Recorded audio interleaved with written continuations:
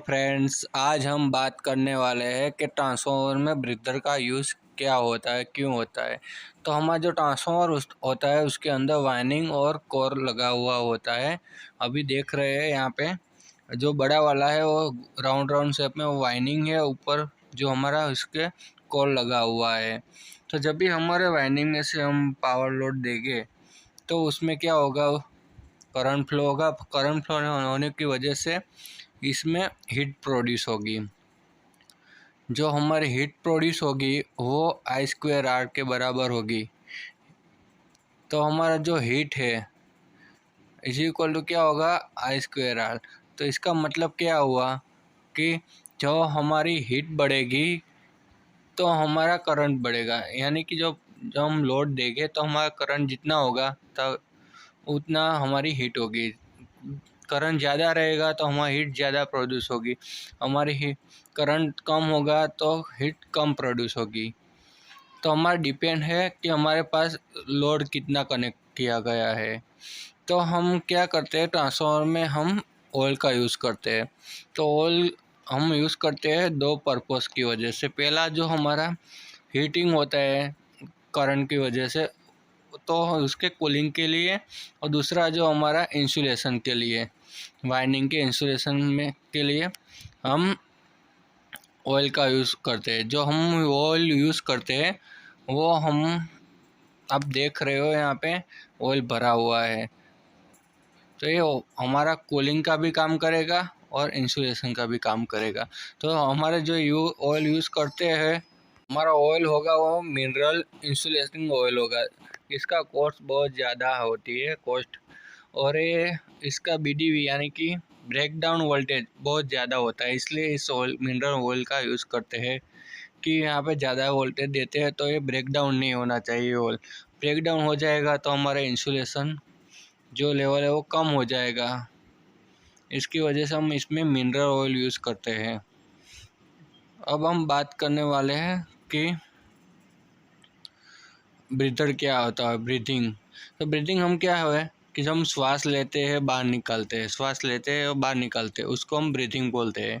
कि यानी श्वास लेना और उसको बाहर निकालना। सेम प्रोसीजर इस ट्रांसफार्मर में होती है। तो कैसे होता है वो हम देखेंगे कि ब्रीदिंग की प्रोसीजर कैसे होती है ट्रांसफार्मर के अंदर। तो ट्रांसफार्मर में क्या होता है कि हमारा जो मेन टैंक होता है उसमें ऑयल भरा हुआ होता है, और दूसरा हमारा कंजर्वेटर टैंक होता है। तो जो हमारा कंजर्वेटर टैंक होता है तो उसमें क्या होता है, आधा ऑयल भरा हुआ होता है और आधे में एयर होती है। देखिए यहाँ पे आधा ऑयल भरा हुआ है, आधा में एयर होती है। जो एयर होती है हमारी ड्राई एयर होती है। तो जब भी हमारा ट्रांसफार्मर को हम लोड देंगे, उसमें से करंट पास होगा तो क्या होगा कि जो उसमें हीट प्रोड्यूस होगी वो ऑयल एब्जॉर्ब कर लेगा। तो उसकी वजह से ऑयल हमारा गर्म हो जाएगा। तो जैसे ही हमारा ऑयल गर्म होगा तो उसका लेवल बढ़ेगा।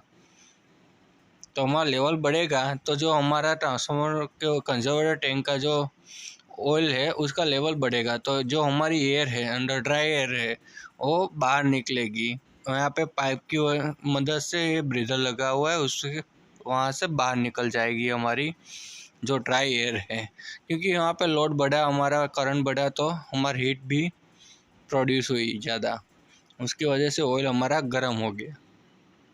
जैसे ही हमारा करंट डाउन होगा, लोड कम होगा, तो क्या होगा कि हमारा लेवल डाउन हो जाएगा, और जो मॉइस्चर है बाहर की जो नेचुरल हवा है तो वो हमारा ब्रीदर के थ्रू, पाइप के थ्रू होके फिर से जो कंजर्वेटर टैंक है उसके अंदर आ जाएगी। तो हमारा क्या हुआ, हमने श्वास लिया और छोड़ दिया। तो ऐसे ही हुआ कि इसमें जो एयर थी पहले बाहर निकाल दी, वापस अंदर ले ली। तो इस तरह से यहाँ पे जो ब्रीदर होता है उसका काम होता है कि उसको जो ड्राई एयर है वही अंदर आए।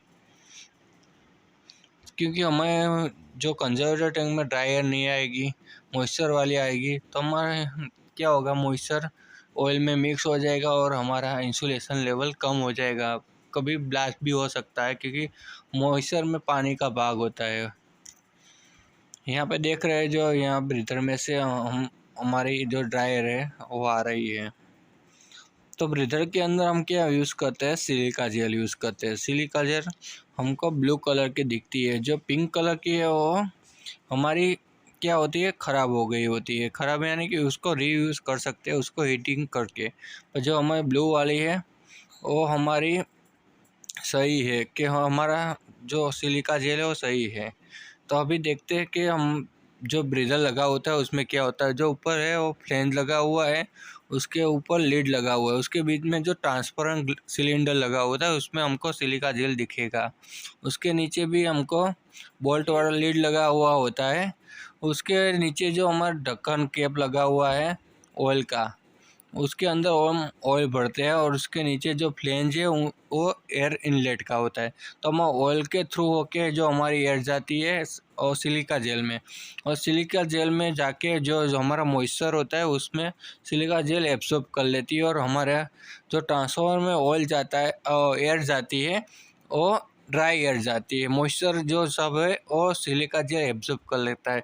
जो हमारी सही सिलिका जेल होती है वो हमारी ब्लू कलर की, जो उसकी जो कार्य क्षमता है सिलिका जेल की वो ज़्यादा एब्जॉर्ब कर लेगी तो उसका कलर पिंक कलर का हो जाएगा।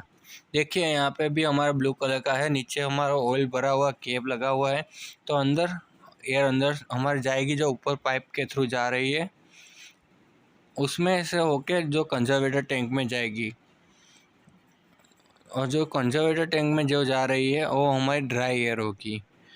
इस तरह से ब्रीदर का काम है कि ट्रांसफार्मर को जो एयर देते हैं वो ड्राई एयर मिले। इस तरह से ब्रीदर का यूज़ होता है।